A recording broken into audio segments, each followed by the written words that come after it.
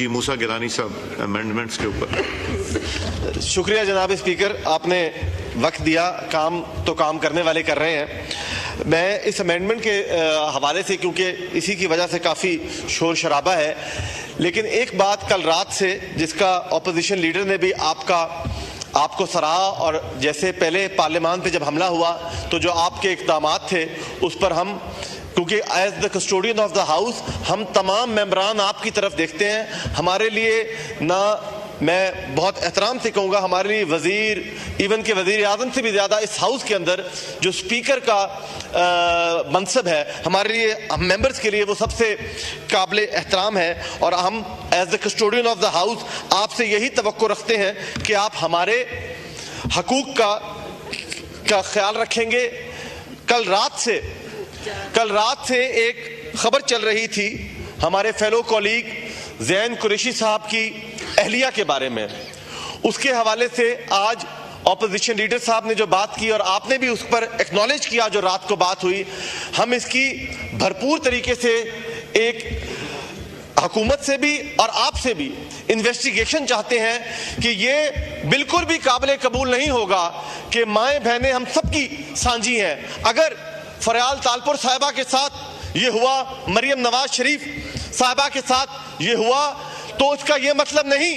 کہ ہم بھی اس طرح اس گناہ میں شریک ہوں. ہم قطعاً اس گناہ میں شریک نہیں ہوں گے, اور یہ ہماری کسی کی ریڈ لائن, کوئی ان کا لیڈر ضرور ہوگا, لیکن ہمارا خاندان, ہر مرد کا جو خاندان ہے وہ اس کی ریڈ لائن ہے, چاہے وہ اس کی بہن ہو, اس کی ماں ہو, ان کی اہل خانہ ہو. تو اس پر ایک مکمل طور پر اس ایوان کو بتایا جائے کہ اس کی کیا حقائق ہیں, کیا وہ فیک نیوز ہے یا وہ اس کے اندر حقیقت ہے. تو پھر میں سمجھتا ہوں کہ ہم سب کو دوبارہ سوچنا پڑے گا کہ کیا ہم نے اس عمل میں حصہ لینا ہے, اس سیاسی عمل میں حصہ لینا ہے, کیا ہم اس ایوان میں آئیں, اور کیا اس ایوان میں آ کر ہمارے اگر اہل خانہ کا ہم تحفظ نہیں کر سکتے تو میں بہت معذرت کے ساتھ کہوں گا کہ پھر ہمارا یہاں پر آنے کا کوئی فائدہ نہیں ہے. جہاں پر رہا سوال امینڈمنٹ کا, تو میں پچھلے ہاؤس کا بھی ممبر تھا جب ہم نے supreme court practice and procedure bill pass کیا تھا. اس وقت تحریک انصاف کے جو اپوزیشن ممبر تھے انہوں نے بہت شور مچایا, لیکن وہی سپریم کورٹ کا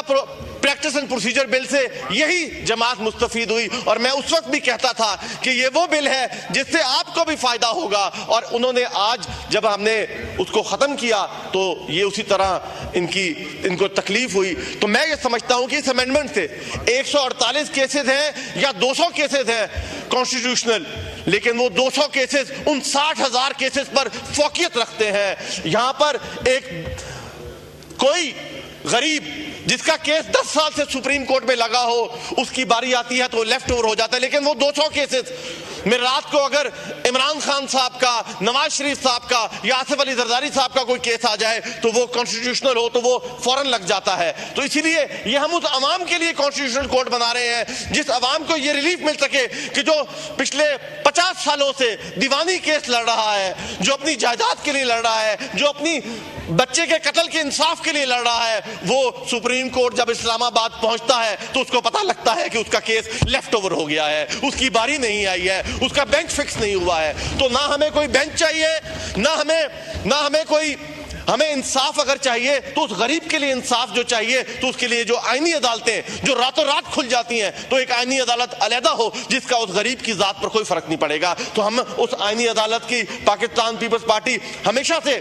حامی تھی, چارٹر آف ڈیموکریسی کے اندر تھا, 18ویں ترمیم میں بھی ہم لے کر آ جاتے, لیکن ہمارے اس وقت جمہوریت پنپ رہی تھی. ہم 10 سال بعد ایک ڈیموکریٹک سسٹم میں آ رہے تھے, اور ہمیں ڈر